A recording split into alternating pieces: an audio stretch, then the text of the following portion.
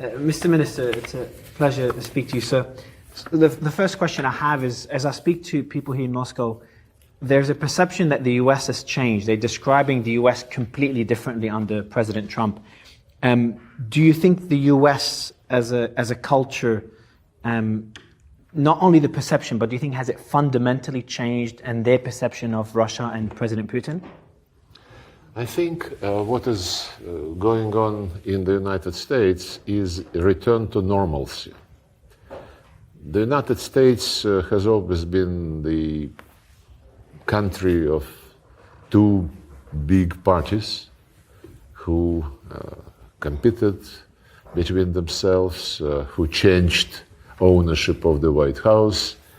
But the division during my years in the United States, which is starting from 1981, I've been there several times, serving for a long period. Compared to that time, the division now is absolutely striking. On that occasion, the main dividing line between the Democrats and the Republicans was more taxes, less taxes, abortions, things which would be part of a normal Christian life, and within this Christianity values, the entire politics were built, arguing with each other, but within the values which everybody accepted. With the introduction of neoliberal ideas, neocon ideas, but mostly neoliberal ideas, the divide became deeper, wider, and culmination was the first election of President Trump, which he himself admitted was a surprise to him, and he wasn't really getting ready. Now he is ready. And it is clear how many, 49 days yet, and such a rich agenda is already thrown into the public domain. So this split motivated, first of all, by the departure from Christian values, by the leadership of the Democratic Party, in my view, by promoting without any limits the LGBTQ, whatever comes next. Same, one WC for any gender. I once found myself in Sweden where the OSCE was conducting a ministerial meeting, and it was in a stadium specially arranged for the ministerial meeting, and I wanted to get out and to go out and saw WC sign, and I asked the guy who was accompanying me whether this was gents or ladies. He said everybody. I don't want any of my friends to experience this themselves. So this. And this is just, of course, a tiny manifestation of those divisions, but the America as we Rust Belt America is, of course, not very much keen to embrace those values, and the persistence with which fanatic persistence with which those values were promoted to the population certainly made quite a number of people to decide for themselves that this is not what they want, and they supported Donald Trump. So it's back to normalcy as we understand normalcy. We are Orthodox Christians. The values are basically the same, though Catholicism now is becoming more and more deviating to the new trends which we cannot understand and which we would not accept. But the fact that a normal administration without any, unchristian ideas came to power, and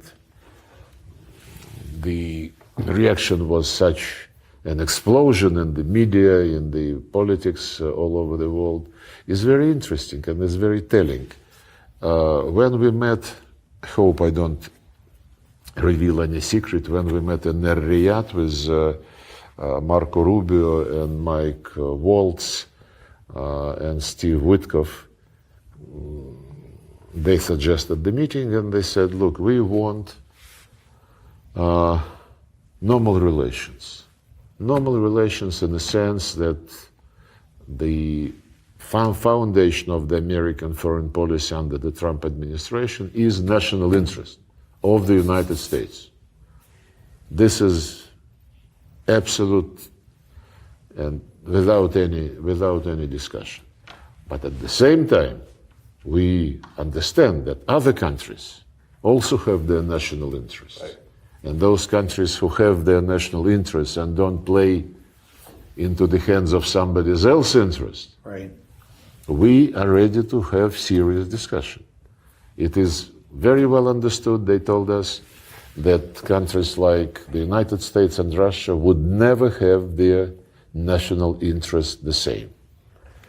They would not coincide maybe even 50 or less %.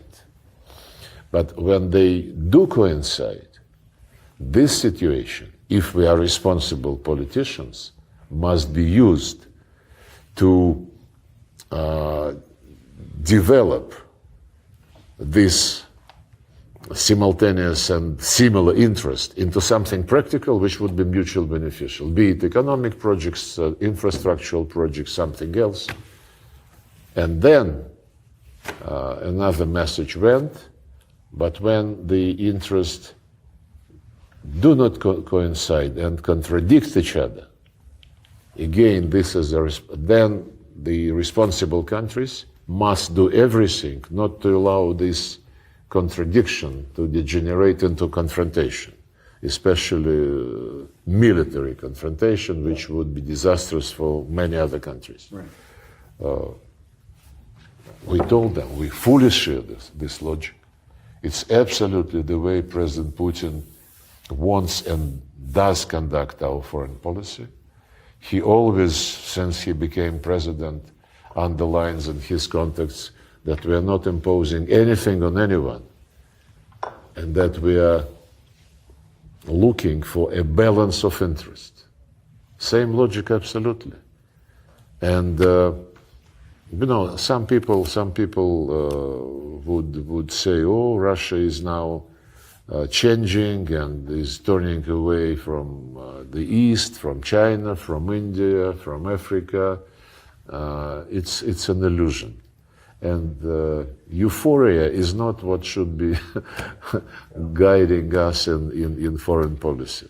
By the way, China, for decades, has relations with the United States based exactly on the formula which I just described. Mm-hmm. They sometimes call each other names, which we don't mind. I mean, we also, in modern diplomacy, are using to get to new vocabulary. But they never interrupted a dialogue. They would say, hands off Taiwan, hands off South China Sea. But let's meet and talk. It's the same approach, the same logic, which is now accepted by the Trump administration in its relationship with the Russian Federation. And I think it's only right. There are no two persons who would be 100% alike. And same with countries. And countries who can seriously influence the fate of the world, militarily, the nuclear powers in particular, of course, they have special responsibility.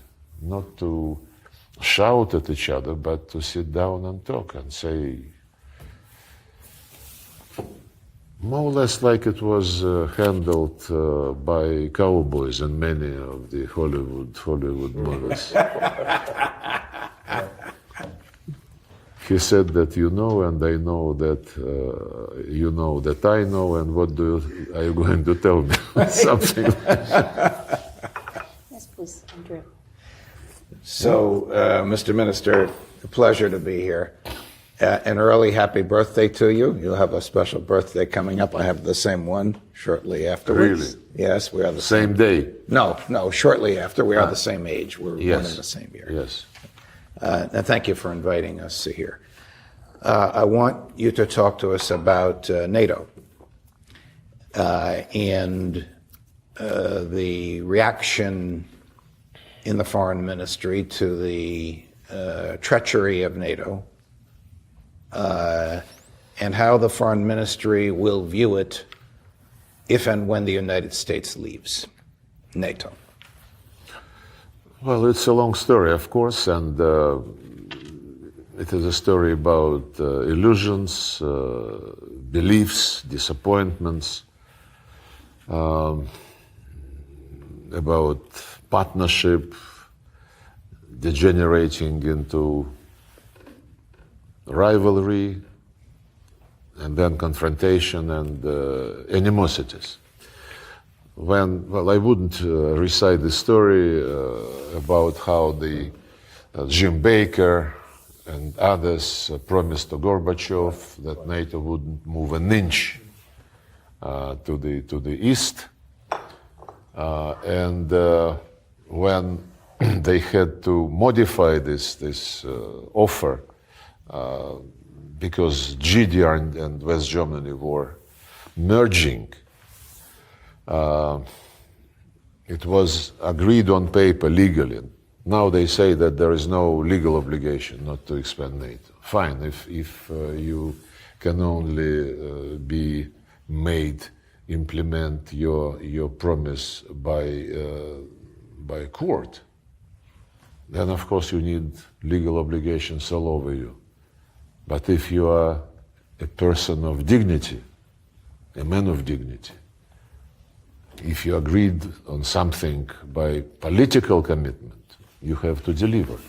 But at that time, when Germany was reunified, it was written in a legal paper, this 2+4 process, that GDR would become part of Federal Republic of Germany, and thus would become part of NATO, but there would be no NATO infrastructure whatsoever on the GDR, former GDR territory. They are backtracking on this one now again. They are deploying some NATO command in GDR, in the East Germany. But Gorbachev believed that this was the serious promise, serious commitment. Then we were very much disappointed to watch how NATO not only, of course, admitted East Germany, but by 2004, the expansion the NATO expansion included the 3 Baltic republics, former republics of the Soviet Union, and then this ball was rolling, picking up more and more contenders, those who wanted to become the members. And Foreign Minister Primakov in 1997, he was suggesting to have some understanding between Russia and NATO. NATO-Russia Founding Act was negotiated, which was about equality, about mutual respect, about cooperation in various fields against terrorism, against illegal migration. Actually, on that basis, NATO-Russia Council was created, which was running like 80 to 90 projects annually. There was cooperative program on Afghanistan. The Americans would get the Russian helicopters. We'll pay for them. We would service them on the ground. The Russian Soviet-made helicopters were most appropriate for the Afghan conditions. Counter-terrorism, drug trafficking, and then the expansion continues. And at some point, it was still Yeltsin. Primakov already became prime minister. And in 1999, there was an OSCE summit in Istanbul. And Yeltsin went there. They had meetings with his colleagues from the United States, European capitals, and they decided that to allay any fears about what NATO is and about what NATO further plans are, they have to adopt a strong political declaration on indivisibility of security. And they adopted the Istanbul Declaration, which says each country has the right to choose alliances, but no country has the right to strengthen its security at the expense of the security of others. And therefore, the most important paragraph, and therefore, no country, group of countries, or organizations in the OSCE area could ever claim dominance. NATO was doing exactly the opposite. So now, after the beginning of the special military operation, which, as Putin repeatedly stated, was the decision, because all other attempts, all other alternatives to bring things into some positive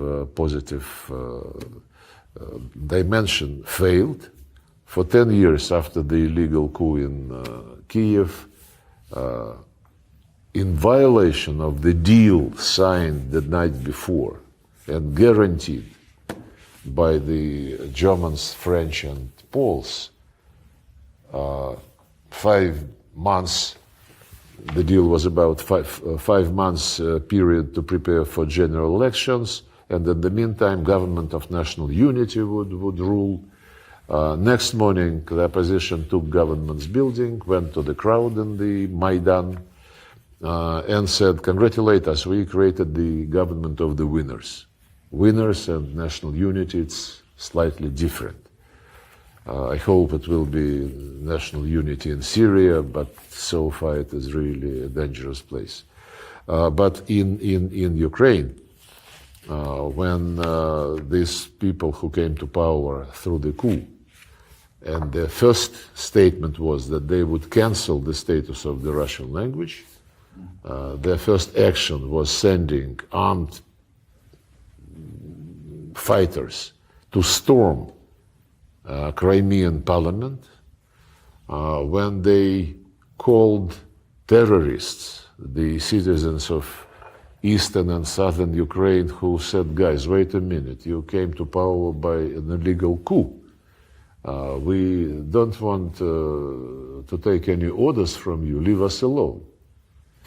And they said, "Oh, you are terrorists." And they started army operation against their own citizens, thus launching the war, which ended in February 2015 by signing the Minsk agreements, which President Macron tries now to interpret as something which Putin didn't want to implement.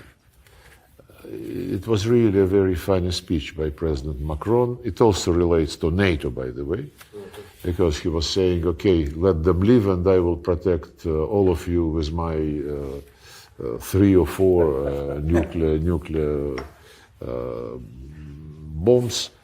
But on that occasion, we spent 17 hours non-stop in Minsk, and the deal was agreed. And after that, well, I'm deviating from NATO, but you would understand me. And after the deal was agreed, it was endorsed by the Security Council. And a very interesting moment. When we finished negotiations, Poroshenko, with support of Macron and Merkel, of Hollande and Merkel, said that he would not sign this paper unless it is signed by the separatists, as he called them. And the heads of the two self-proclaimed republics, Donetsk and Lugansk, they were in the same city of Minsk, in another hotel, and they said they would not sign this because it was negotiated without them, and this was a document providing for territorial integrity of Ukraine with just special status given to these two tiny territories, to be frank. And that they already proclaimed independence, they cannot betray their people, and they took us and some persuasion to make them sign this paper, which indeed said special status inside Ukraine, Russian language, the right to be consulted when prosecutors and judges are appointed for these municipalities, actually. But their rights, this special status, must be consolidated in the Constitution, and the exact language must be negotiated directly between Kiev and these two places. It's part of the Minsk agreement endorsed by the Security Council. Now, very soon after it was in force, the Germans, the French, and the Ukrainians themselves started saying, we never talked to the separatists. And Macron, when he came to Moscow just a week or so before we started the military operation, he was at a press conference, and then during this infamous phone conversation with Putin, which he, President of France, leaked, yes. He was saying that, Vladimir, you cannot insist on this legitimate government agreeing to talk to the separatists. And Putin was objecting, saying this government came to power as a result of a coup. Let them be grateful to all of us that we are trying to legitimize this entire situation in this entire country. But don't forget that the Minsk agreements bluntly say direct dialogue with this whom you call separatists.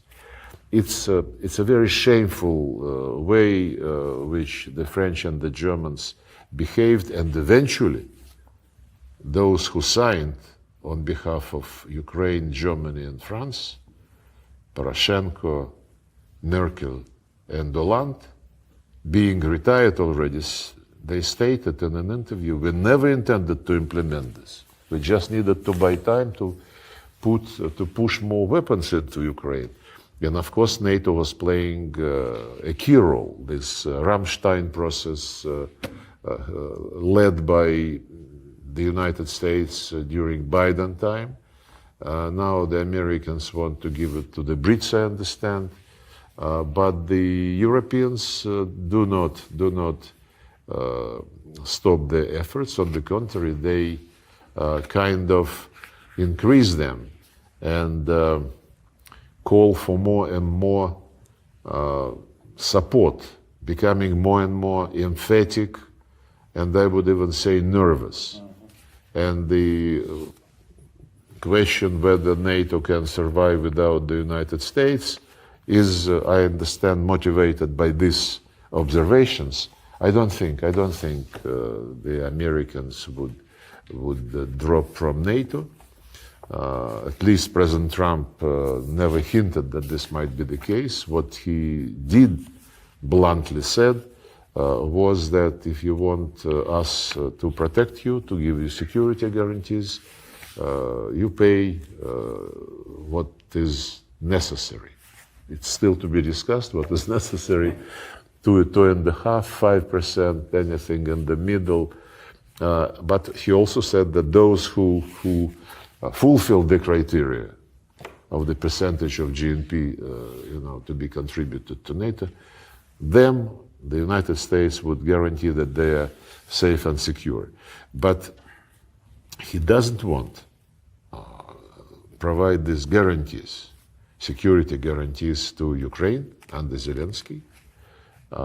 He has his own view of the situation, which he bluntly presents every now and then, that this war should have never started, that the pulling Ukraine into NATO in violation of its constitution and violation of the Declaration of Independence of 1991, on the basis of which we recognized Ukraine as a sovereign state, for several reasons, including that this declaration was saying no NATO, no blocks, neutral status. And another thing which this declaration also confirmed and solidified, the all rights of Russian and all other national minorities are to be respected, which, by the way, is still in the Ukrainian constitution, in spite of the fact that the series of laws they passed since 2019 culminated in total prohibition, legal prohibition of the Russian language in media, education, culture, even in day-to-day life. If you come to a store and asks the store attendant to be assisted in Russian, he or she might tell you to speak the right language. Such issues happen. And of course, this was a very different situation. Since then, they included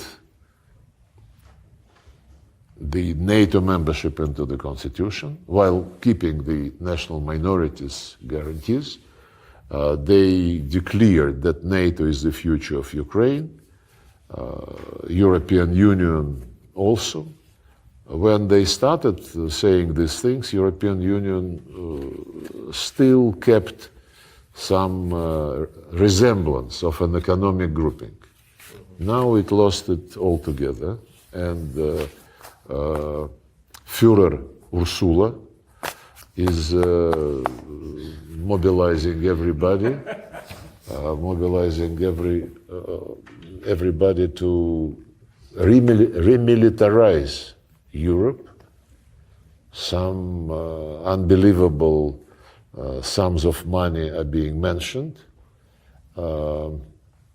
And many people think that this is a trick to divert attention of the population from those dozens and hundreds of billions of euros which have been spent during the COVID days and during the assistance to Ukraine without proper auditing. It's a discussion which is being raised. EU also lost its independence. It's lost its economic meaning, because when a German government spokesman says, no, we would never restore this gas pipeline, Nord Stream 2, because we have to get rid of the dependence on the Russian gas. But this was the basis for the German economy, for prosperity of the German economy. They pay now 4 or 5 times more than similar industries pay for gas in the United States. And business is moving to the US. Deindustrialization of Europe is taking place. And they are ready to sacrifice all this just for the sake of achieving ideological goal, defeating Russia. They were saying in the battlefield, Russia must be strategically defeated. Now they say we would not accept capitulation of Ukraine. It's a change, almost 360 degrees, as Annalena Baerbock says. But European Union is no longer peaceful economic project.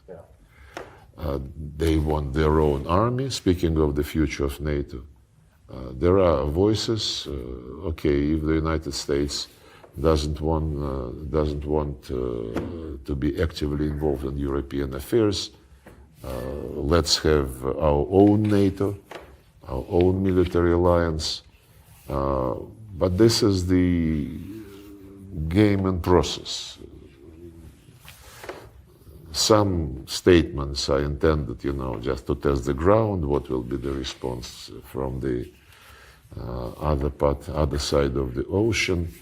And I think 1.5 years ago, European Union, they signed an agreement with NATO, which basically subordinated EU to North Atlantic Alliance, providing this mobility.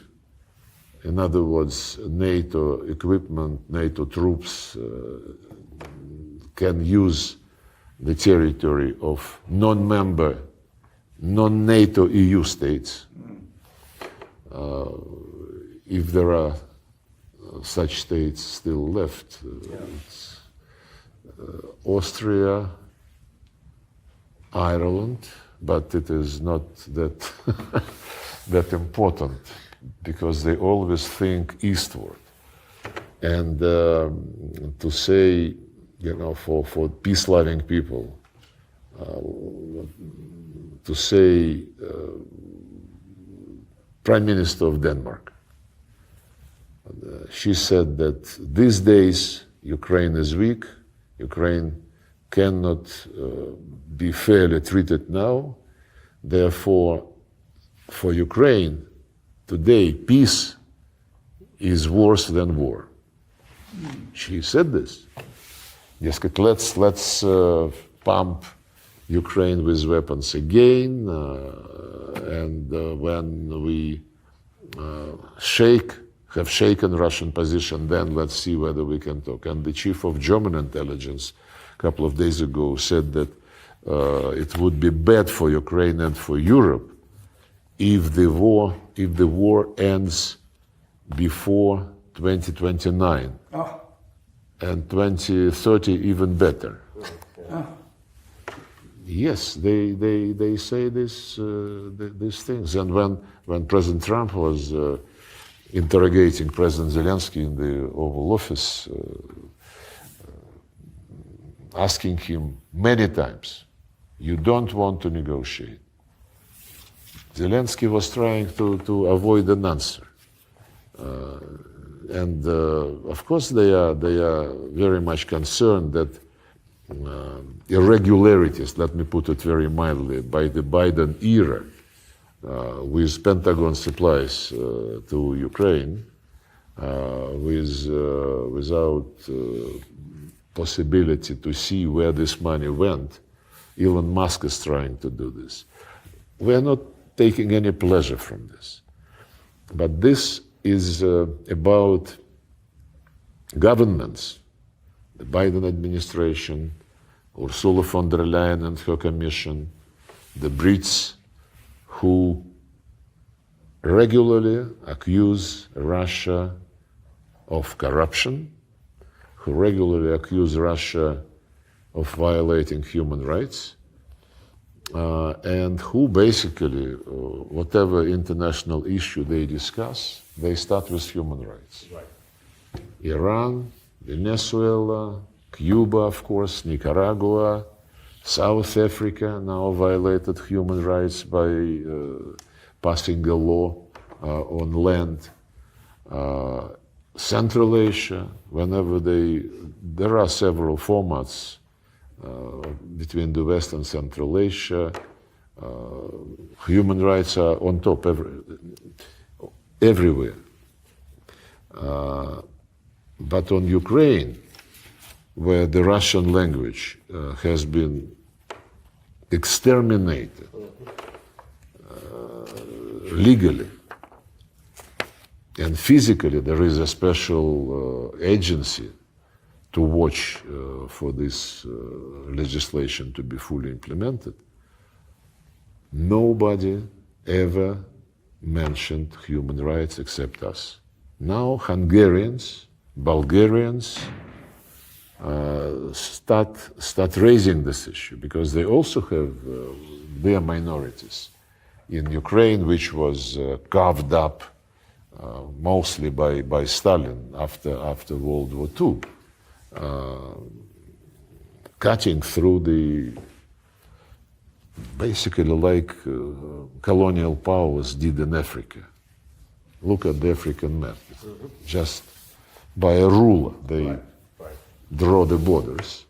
In case of Ukraine and its neighbors, it's different because it was individually carved out.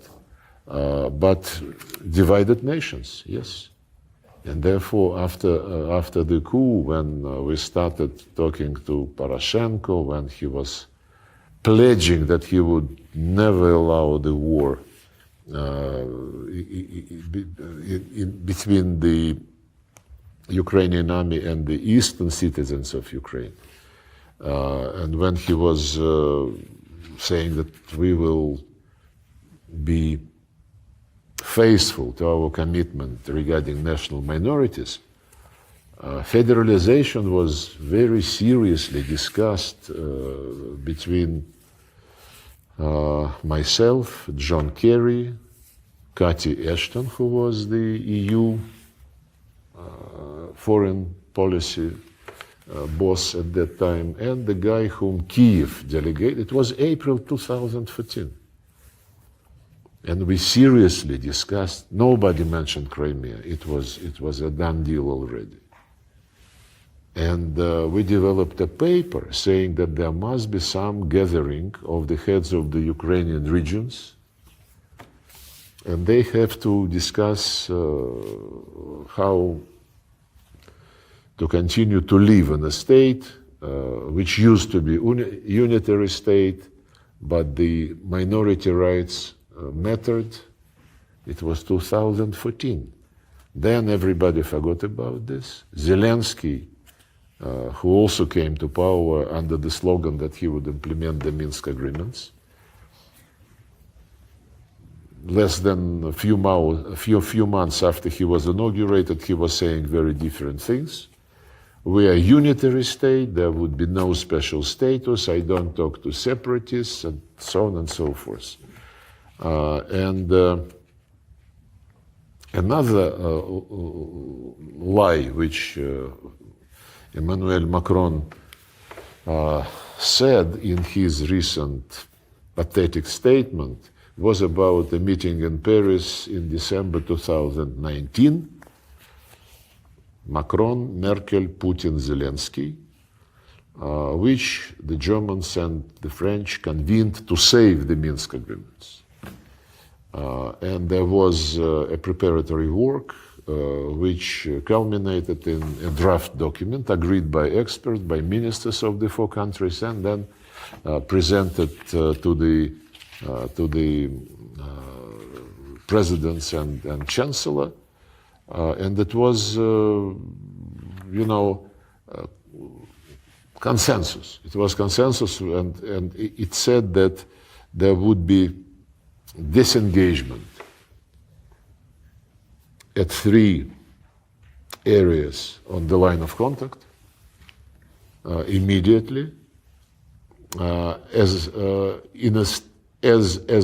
the beginning of disengagement of forces along the entire duration of the line of contact. Agreed. And when it was shown to the leaders, everybody was satisfied.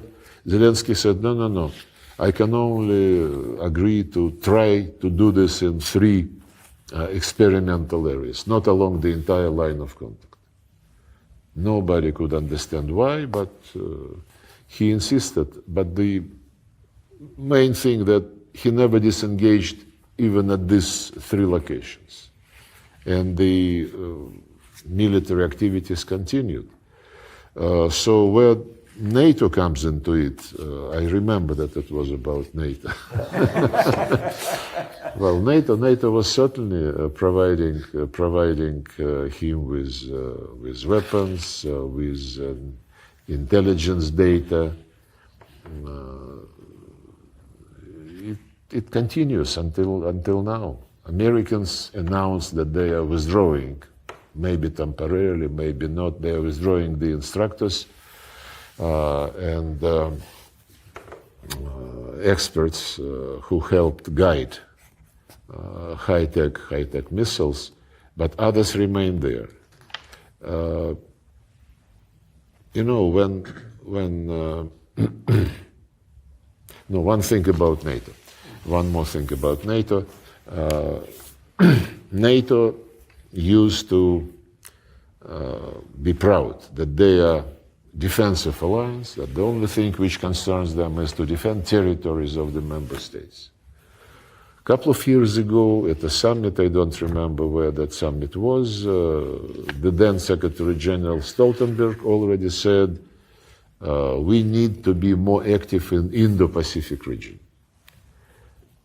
He was asked by a journalist, but you insisted that you are about defense of your territories. He said, yes, absolutely, but the threats to our territories now emanates from South China Sea, from the Strait of Taiwan, and so on and so forth. And NATO started, they started building there non-inclusive blocks, troikas, quads, AUKUS. Then they encouraged this Indo-Pacific quartet, Japan, Australia, New Zealand, Korea. They developed their cooperation with Japan and South Korea, joint exercises, and with South Korea the nuclear elements already are involved and discussed.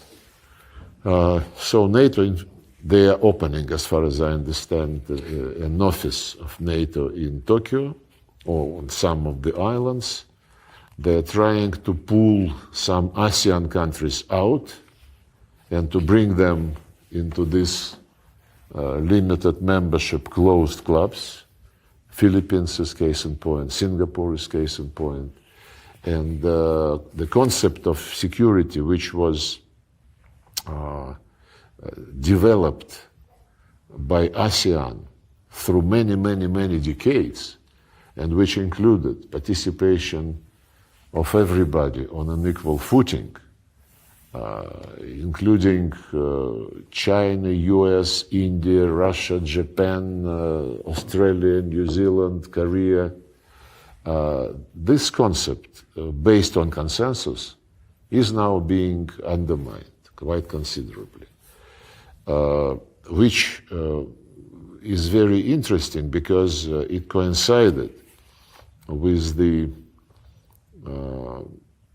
period when we started rethinking our own security and Eurasian security.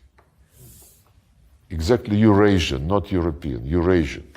Each continent, Africa, Latin America, they have continental-wide organizations. African Union, CELAC in Latin America and Caribbean, and only Eurasia, the biggest, the most prosperous, the most developed and rich continent, doesn't have a continent-wide organization. All attempts of Russia to be part of some security cooperation process were about Euro-Atlantic schemes. OSCE, NATO, Russia, EU became Euro-Atlantic very soon, and it didn't work. So what we are now trying to discuss, not imposing anything on anybody, is a vision of Eurasian continental architecture without prejudging the shape, but just to sit down and to talk on the basis of openness of this hypothetical eventual architecture to all continental countries. Let them keep NATO if they so wish. Let them keep OSCE. But there are Eurasian Economic Union, Organization of Collective Security Treaty, Commonwealth of Independent States, ASEAN. There is an organization of the countries of South Asia, not very active, but still. There is Gulf Cooperation Council by the Arab monarchies who are now normalizing their relations with Iran, and we, promote this. So all these sub-regional developments, most of them are economic, and it would not hurt if we unite these efforts, organize a division of labor to save money, to save effort, to harmonize the economic plans. Putin called it Great Eurasian Partnership. And who knows, maybe many years from now, it would be a material basis for some security architecture, which must not be close to the western part of the continent. Well, this is not very brief, but Fascinating. Shortly about NATO. Yeah, Larry, please. I'm not sure I trust my own country. And I know that the Russian government is quite sincere in looking to pursue a diplomatic solution. What troubles me, and it's something that I continue to hear now from people in significant positions, just as the United States cynically developed a relationship with China in 1972 under Nixon, it was for the express purpose of going after then the Soviet Union, wanted to make sure that they split them apart. I have heard several people, and I know that this Elbridge Colby, who is going to be like the number 3 person in the Department of Defense, that they see China as the enemy, and they believe that they can split Russia from China, and again, use you, not you personally, Mr. Minister, but the country, as a wedge against China. Now, I've tried to say that's foolishness, because unlike the United States, the Russian government takes its agreements seriously and adheres to them. So how do you think, what will be Russia's approach in juggling this let's call it subterfuge by the United States to, on the one hand, offer you a hand of friendship, but at the same time, they have not released their desire to destroy your country and to also use you cynically against the Chinese?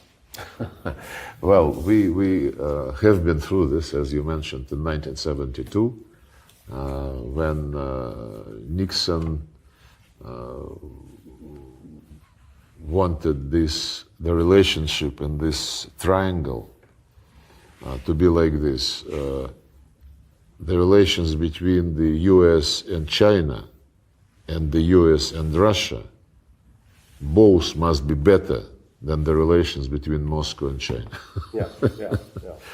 A combination. Well, it's a nice philosophical construction, but the current situation is radically different. Yes.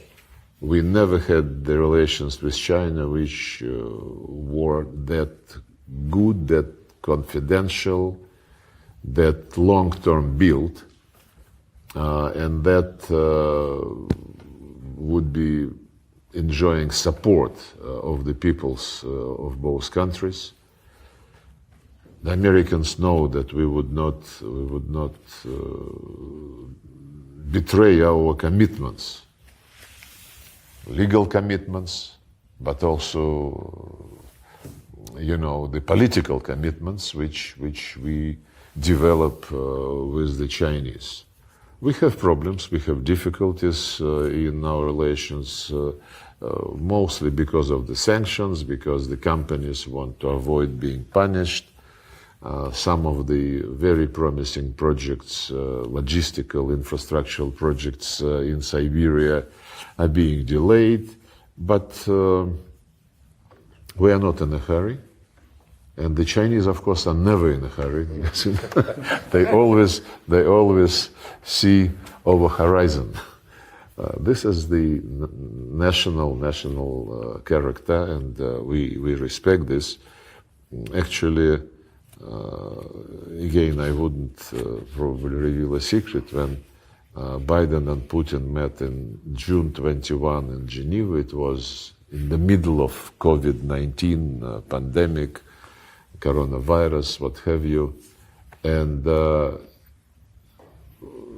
in a brief discussion, and with only the foreign ministers present, Biden said, I start rethinking the absolutism of democracy, because the countries who have authoritarian rulers, they cope much better with the COVID infection than we are.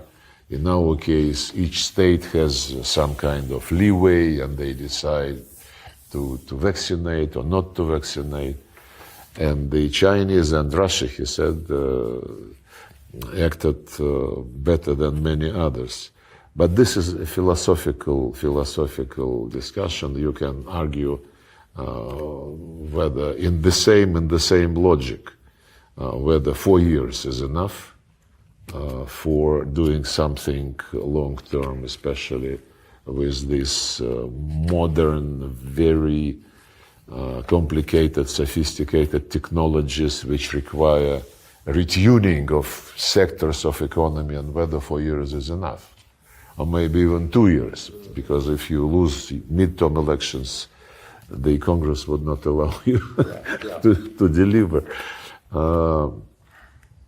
I don't know. I think the answer is, let each nation choose its destiny, its future. It will be exactly in line with the United Nations Charter, which says sovereign equality of states, no interference. One example, Afghanistan. The democratic experiment failed completely, and it totally ignored the centuries and centuries old habits and rules, if you wish, unwritten rules of this civilization. So we would be very much cautious regarding any imposition. And Trump is already saying about a meeting at 3, US, China, Russia. He mentioned that he would like to discuss nuclear weapons and security issues. We would be open to any format which is based on mutual respect, on equality, no prejudged solutions. If our Chinese friends would be interested, it would be their decision. But this does not negate the importance of Russia-US dialogue on strategic stability, and the interest in resuming such discussions was expressed repeatedly by Trump and his people. Putin, in response, said that it is the area where we have special responsibility, especially since in 1 year the START 3 treaty would be expiring. So it's a very different approach from the than Biden administration used to promote. They were saying, let's resume the implementation of the START treaty and let us visit some of your nuclear sites. We told them, guys, you declared us enemy, you declared the goal to inflict strategic defeat on Russia. They said, yes, but this does not preclude some tactical and technical visits. Trump's position, as I said at the very beginning, is that whatever differences we have, don't allow them to degenerate into a war, and whatever interests come the same way, don't waste the chance to develop this into some practical and useful. Yeah, so it seems, and Marco Rubio said it himself, we're walking into a multipolar world. And you said, the Chinese and to an extent the Russians as well, you always look at the horizon and ignore short-term developments. So in the horizon, do you think, and I know I'm getting ahead of myself, but do you think there's a possibility of in the next, let's say, 10 years, of not only normalization of relations between Russia and the US, but back to an alliance between the two countries in the next 10 years? That's something already people are talking about. The alliance means, at least historically, and this is deeply in our mentality, means that you are ally against somebody. Multipolarity, which Marco Rubio recognized, is different.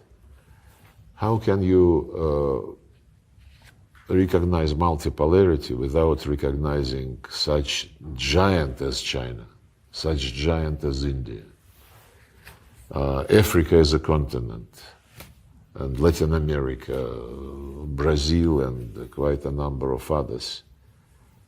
Multipolarity, in my view, would be evolving for quite some time. It's historic epoch, probably. And it would, that's my vision. It could be composed of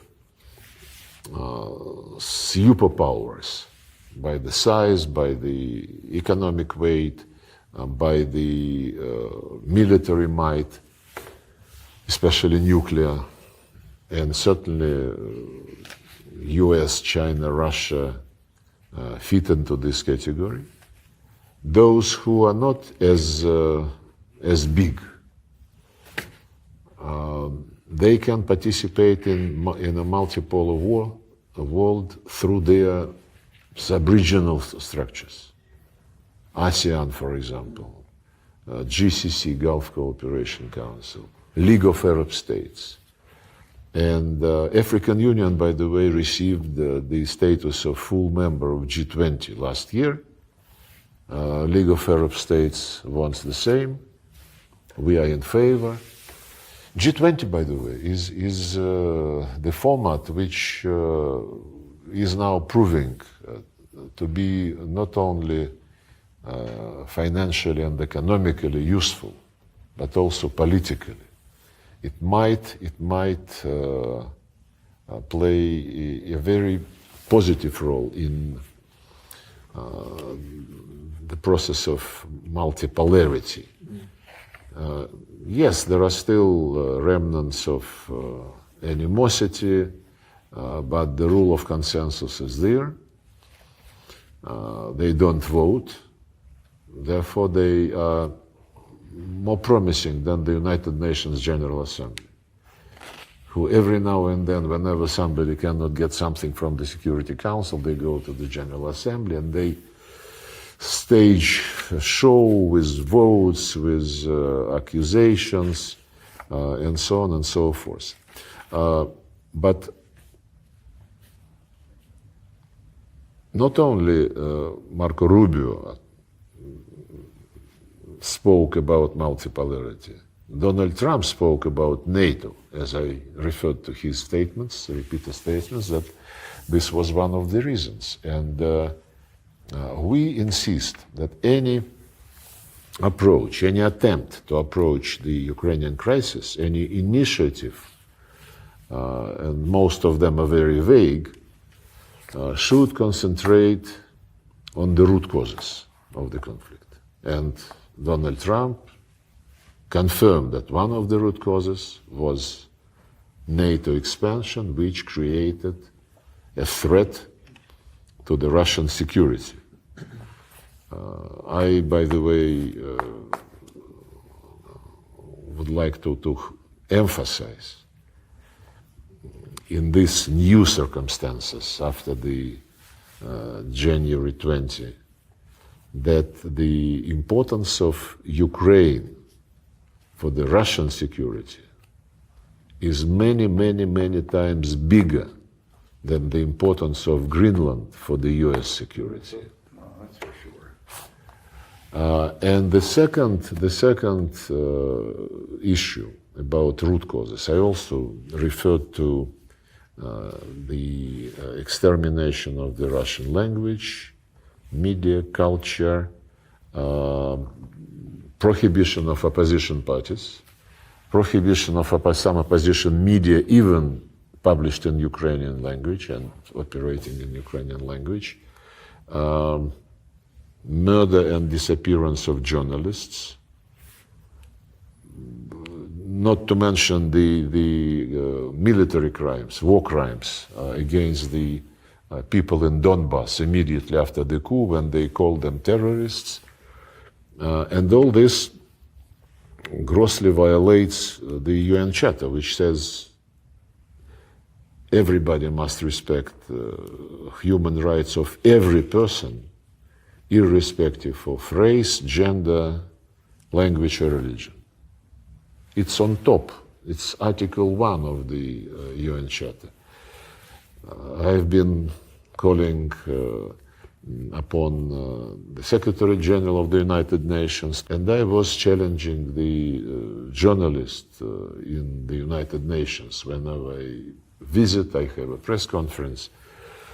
By the way, I also challenged those journalists on quite a number of things which were used by the West to condemn Russia like the worst criminal, starting with, I don't even remember, starting with what?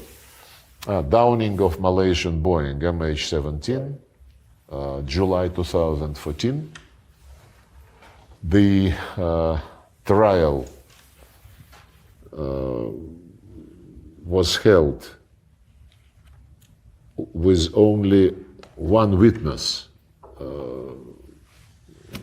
being present in person. 12 other witnesses were not presented, their names are not known, but the jury said that they are reliable and they confirmed the suspicion. So it is still very, very murky. The case of Salisbury poisoning circuits, Skripals, official notes to the United Kingdom authorities about asking questions about the fate and whereabouts of Russian citizens, totally ignored. They raised hell, they accused us, they used this to increase sanctions, and then they forgot about this. The same is true about Alexei Navalny, who died in prison, serving his term, but who was, a couple years before that, he was treated after alleged poisoning in Russia. He was taken in less than 24 hours to Germany, and he was treated in Germany.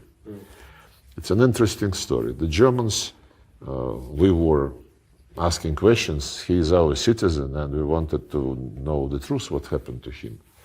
They said that the civilian hospital did not find anything, and he was treated in the military hospital of Bundeswehr, where, they told us, they found Novichok, this substance, in his blood. We asked to see the test. Right. It's only natural. He's our citizen. We're being accused of maltreating him. They said, no, we are not giving this to you because you might find out what level of expertise we have in biological substances. Yeah. And we are giving this to Organization on Prohibition of Chemical Weapons. We went to this organization and said, look, you are our common entity, and the Germans said that it is now your property. They told us, yes, they gave it to us, but on the condition that we would not show it to you. It's childish, but it is tragic at the same time. And repeatedly, publicly, I asked many Western journalists, why don't you, being a journalist, you want to know the truth, right?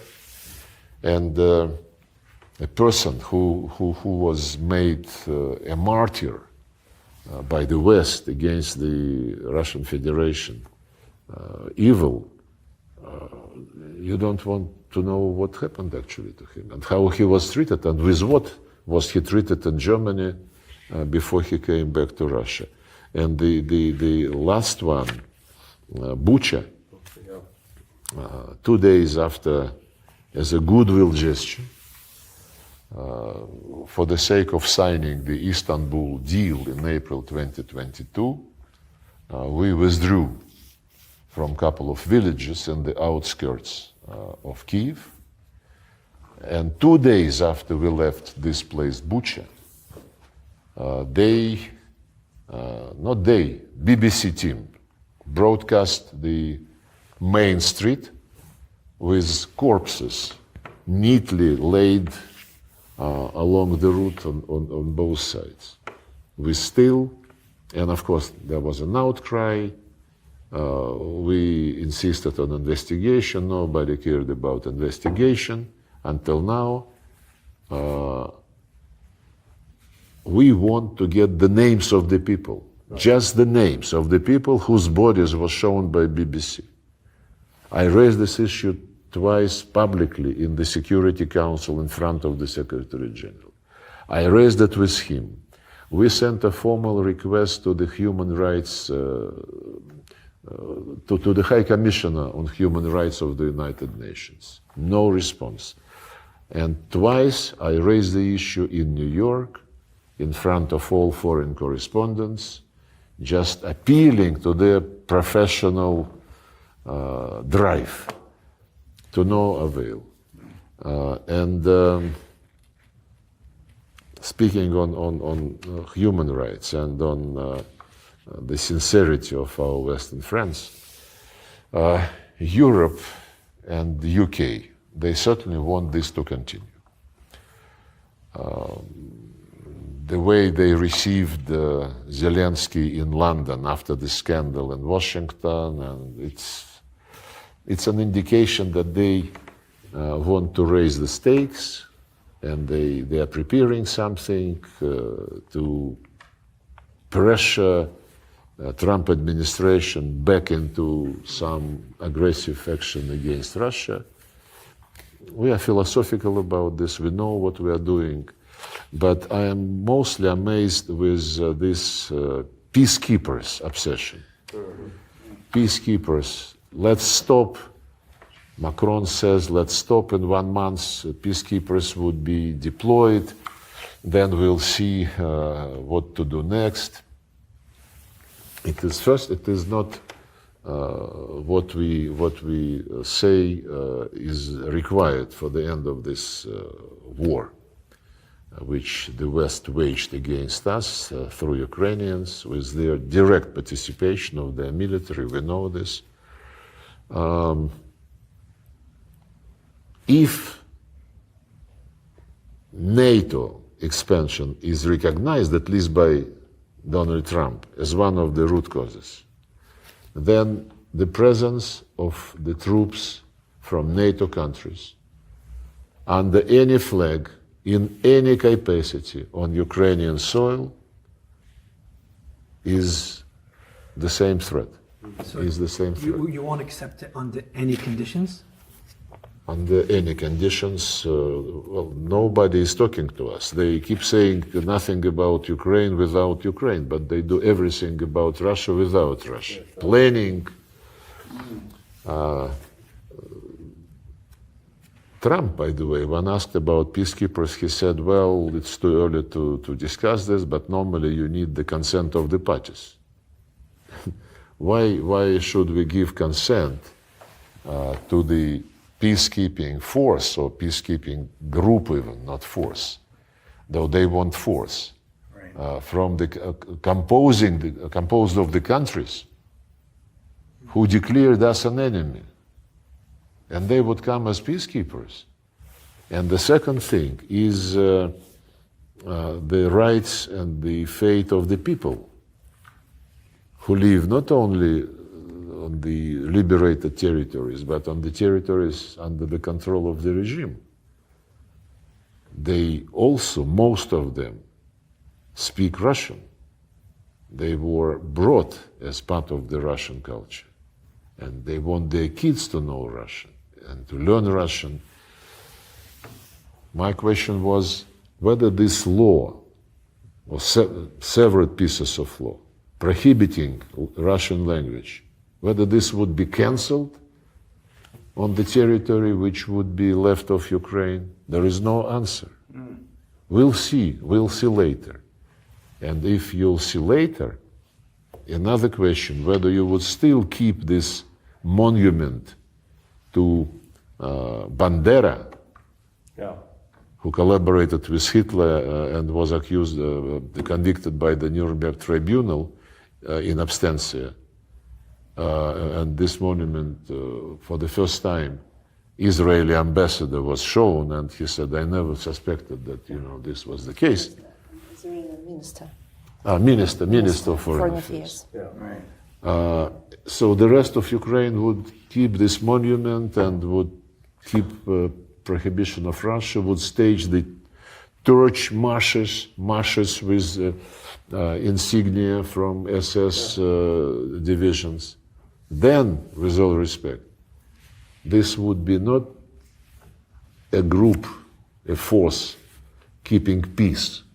This would be a group keeping and protecting the Nazi regime. Right. And this is absolutely non-starter. May I ask you about Gaza? President Putin has expressed outrage at the genocide in Gaza.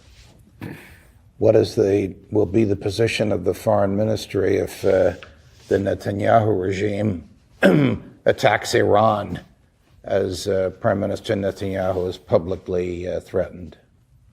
Unfortunately, we used to have good relations with President Netanyahu. Putin always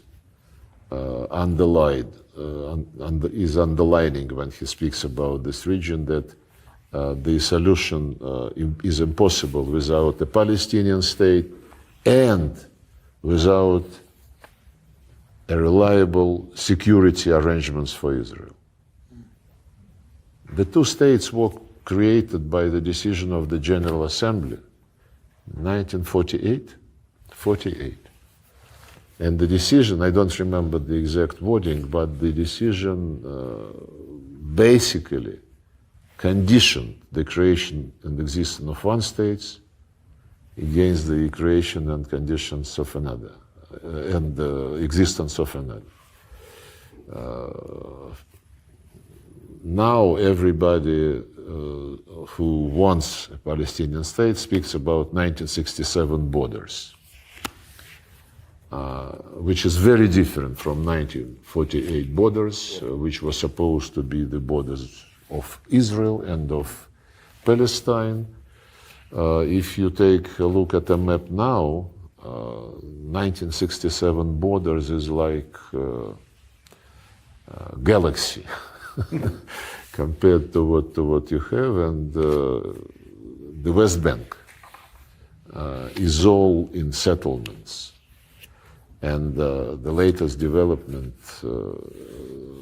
I saw many reports that Israelis decided to annex in a specific way the West Bank by taking it under total control without sending Palestinians out, but concentrating them in several municipalities. Not in camps, in municipalities. Is Iran part of the current negotiations as well? On The peace negotiations when it comes to Ukraine, does that include other on geopolitical issues? On Ukraine. Yes, so as President Putin and President Trump are talking, is it purely about Ukraine, or could it include other geopolitical interests for Russia? No, we discussed the situation in the Persian Gulf. We discussed the joint comprehensive action program on Iran nuclear issue. We are in favor of restoring the original program from which the Americans dropped during the first Trump government. There are some contacts on the European side. We would be in favor of resuming the format which developed the original deal endorsed by the Security Council, which is France, Germany, UK, US, Russia, China, and Iran. We'll see how it goes. But what is worrying is that there are some indications that the Americans would like this New Deal to be accompanied by political conditions, insisting that there should be some verifiable arrangement for Iran not to support groups in Iraq, in Lebanon, in Syria, anywhere,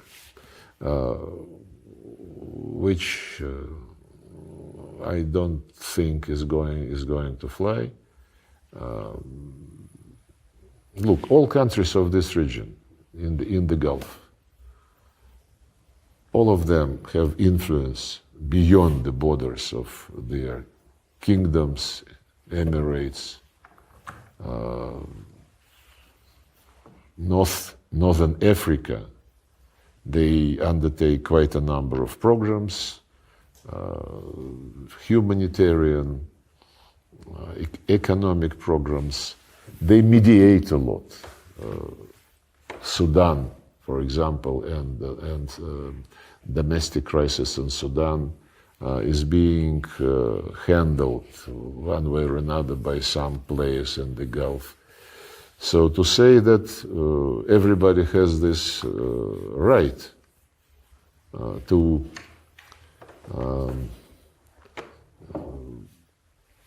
project influence, except Iran, Yeah. I don't think it's realistic. Yeah, no. What about President Putin's statement June 2024 regarding the conditions for a settlement to even start negotiations with Ukraine? And my reading of it has been President Putin's position has been the same. Your position has been the same as the president's. It's been also by Vice Minister Rybkov has said it. And yet I think there are some in the West that perceive that you don't really mean what you say.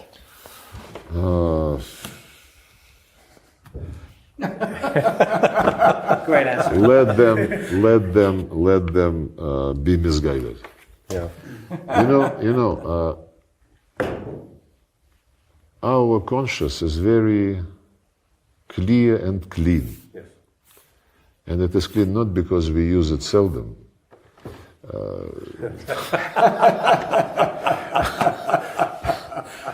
It's because we have been burning our fingers so many times that on this particular crisis, we know what must be done, and that we would not, compromise the way which would compromise the fate of the people. It's not about the territories, it's about the people who were deprived of their history by law, who were, when Zelensky was asked in September 21, before the operation, he was asked in an interview when the war was still going on in violation of the Minsk agreements, he was asked by an interviewer what he thought about the people on the other side of the line of contact. And he said, it's still on the internet, you can see it. There are people and there are species. And if anybody living in Ukraine feels that he or she is a part of Russian culture, my advice to you, for the sake of your children, for the future of your grandkids, go to Russia.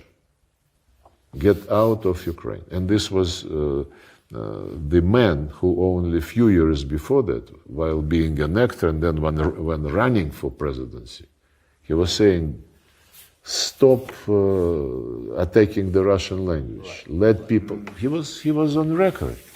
And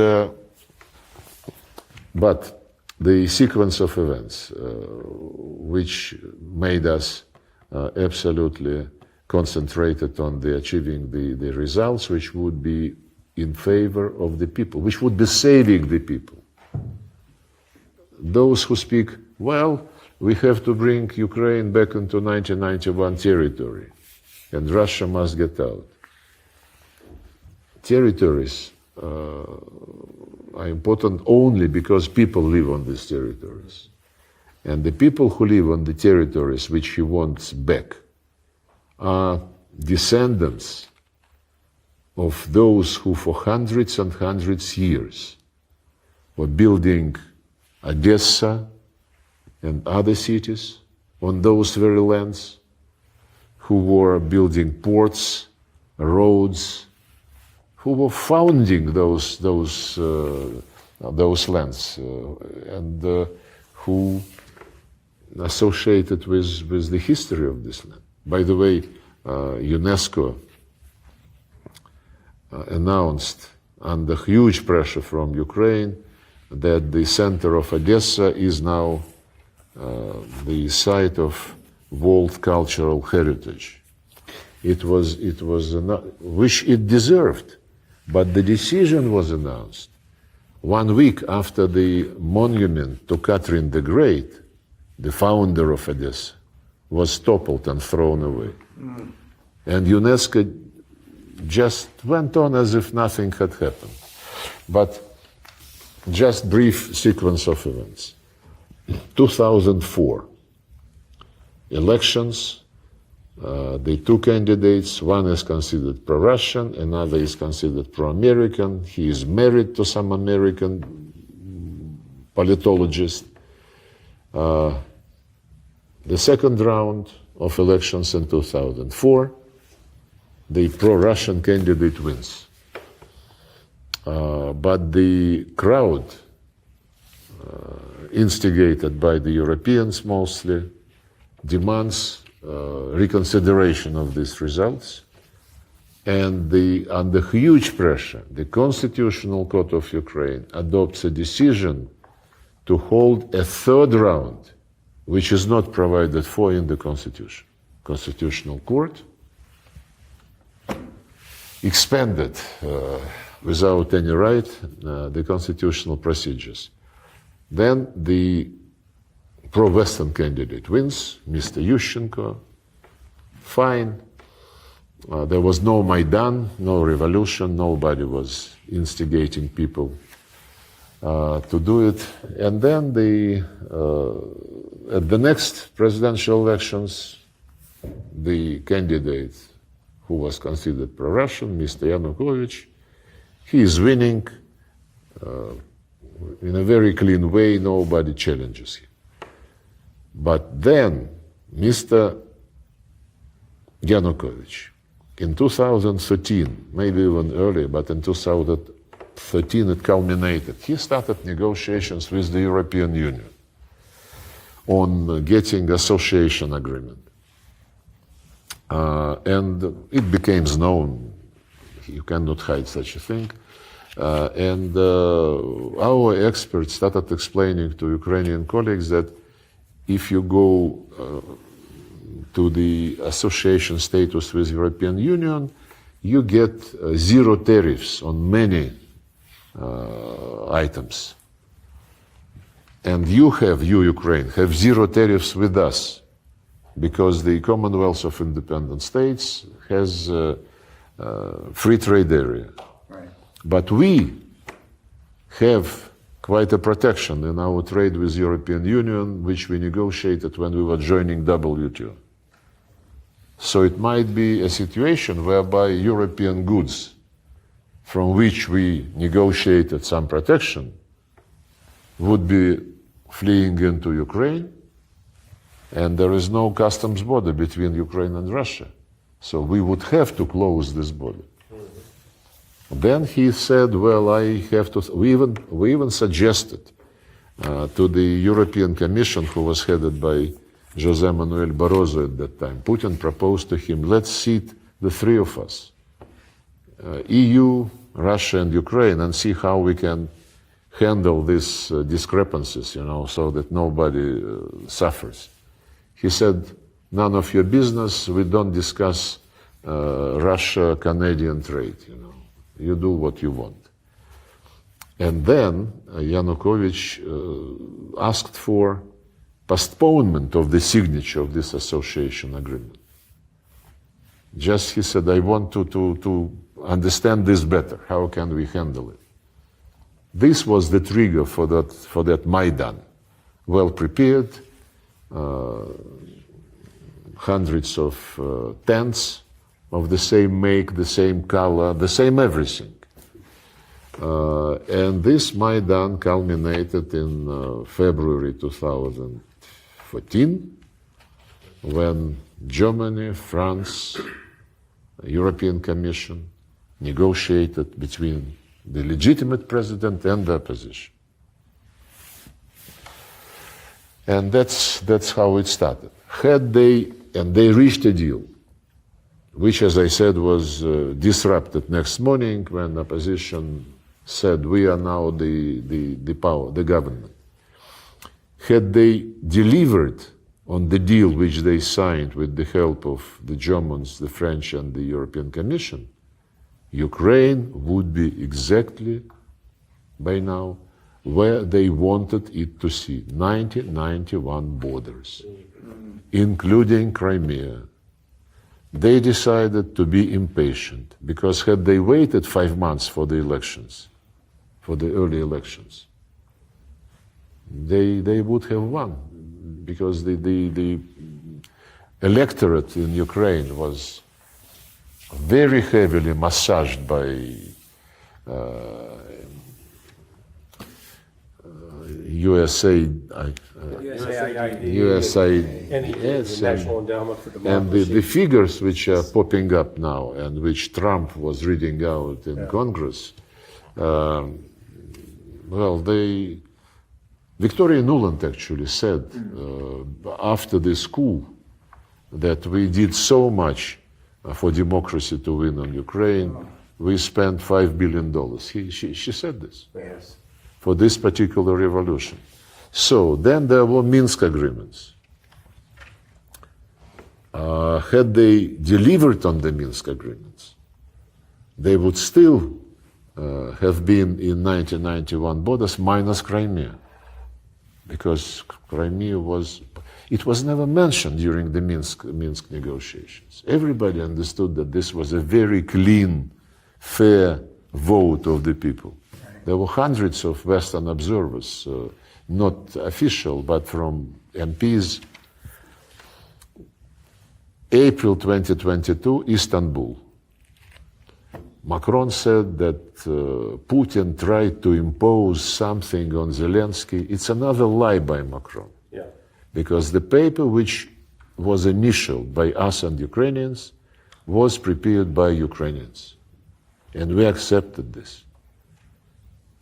It was very straightforward. No NATO, no military bases, no military maneuvers.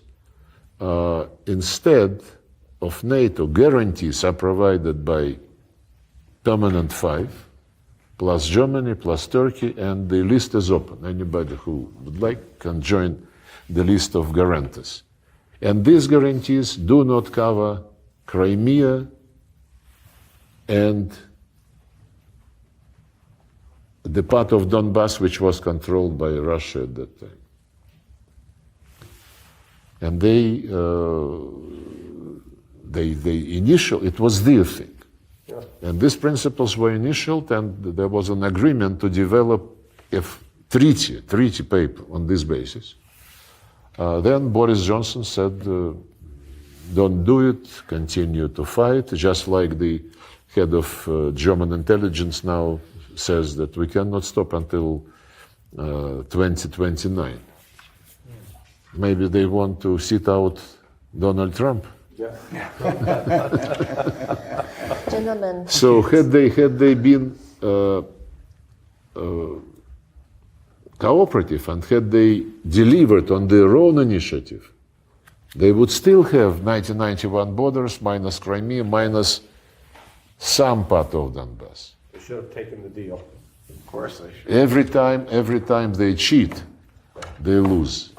And the process continues. You know, it's been said that you're the Metternich of the modern era, but I think that's wrong. They should say that Metternich was the Lavrov of his era.